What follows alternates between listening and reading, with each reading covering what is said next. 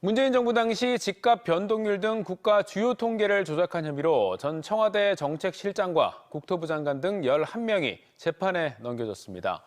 검찰은 총선 등 중요한 시점마다 조작이 이뤄져 국가 통계에 대한 신뢰도를 무너뜨렸다고 기소 이유를 밝혔는데 당사자들은 표적 수사라며 반발하고 있습니다. 조영준 기자입니다.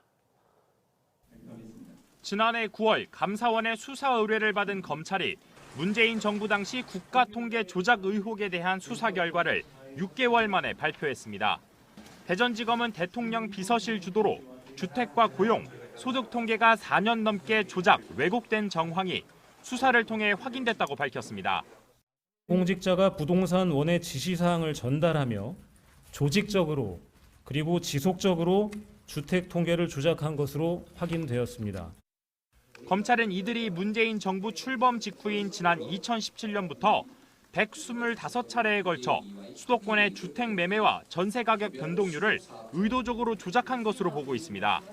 이를 위해 부동산원으로부터 매주 3차례씩 주간 주택 가격 변동률을 미리 보고받은 뒤 결과가 마음에 들지 않으면 부동산원을 압박해 수치를 바꾸도록 했다고 밝혔습니다.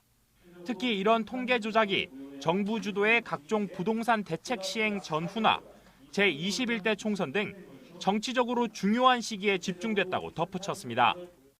집값이 상승하면 총선에 안 좋은 영향을 미칠 것으로 판단해 4개월간 28회에 걸쳐 집중적으로 변동률을 조작하였습니다.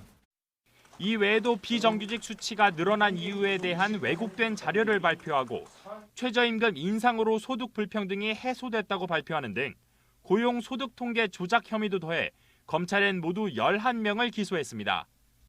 검찰은 이번 사건을 국가 통계에 대한 신뢰를 무너뜨린 조직적인 권력형 범죄라 규정했습니다. 총선까지 불과 한 달도 채 남지 않은 가운데 전 정부 고위 인사들에 대한 대규모 기소가 이뤄진 것과 관련해 검찰은 정치적 의도를 가진 표적 수사가 아니라 선을 그었습니다.